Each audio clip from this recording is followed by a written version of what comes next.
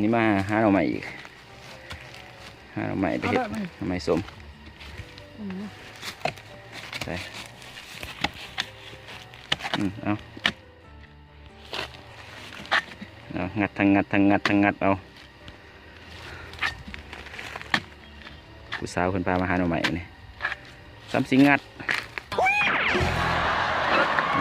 โอ้งานไม่ไปบาน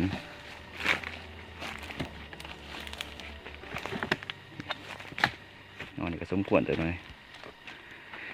มีทั้งนอนหน่อยนอนใหญ่เนาะนี่ไก่เนี่ย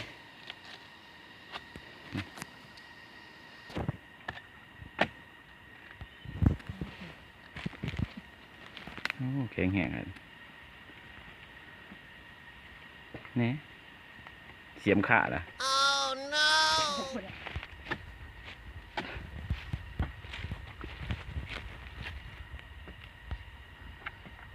นี่เสียมหลุด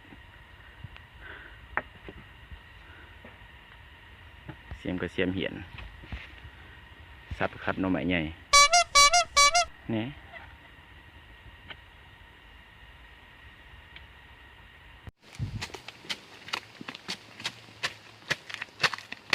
หน่อไม้บ้านเตรียมเพชรหน่อไม้สมแปลกวะหน่อไม้บ้านเพชรหน่อไม้สมแปลกวะ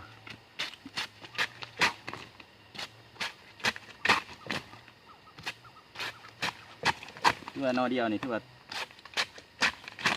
เกือบเต็มกระปุกเลยว้า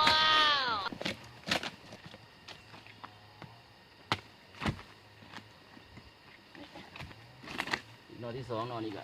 สมควรเติบถ้าแกงนี่กินโบต่ำกว่า10 คนนี่คือสิเหลือเฟือเนาะ10 คนกินสบายแกง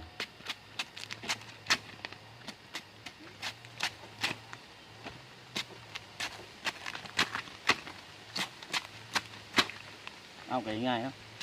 มันบริงานเอากันเพราะมันโมเมนต์เป็นไม้ไผ่เป็นไม้ไผ่แต่ว่ามีหนามไผ่คือว่าใส่เสียมใส่ผ่ามันก็สบายเอาดีกันเอาอันนี้คือความอุดมสมบูรณ์ของ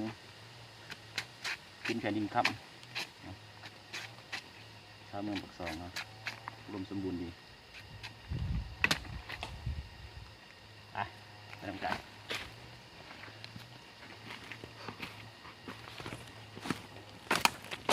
นี่เป็น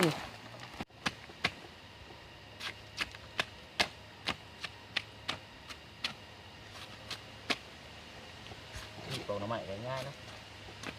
ปอกหน่อไม้ไม่ได้ปอกง่าย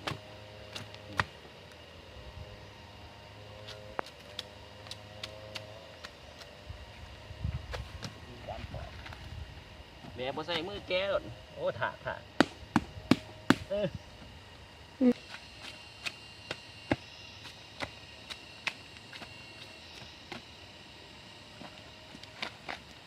สองนอผ่านไป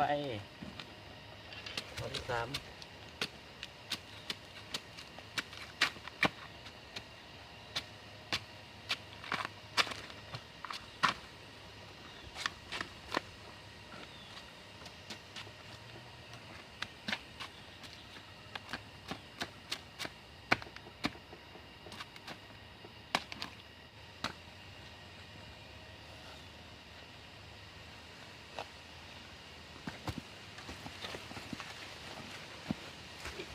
หาหนอเนาะหาหนอเดี๋ยวเพื่อหาหนอเต็มแห้งหาหนอนี่บ่ต่ำกว่า40 โลเลยน้ำหนักมันเพื่อเต็มแห้งเนาะคันแบบคนนึงตัดออกครึ่งนึงเพื่อมันง่ายในการไขกระสอบ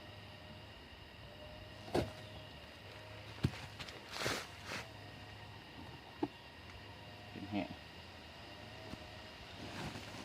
ลูกเกดอะเขาสิ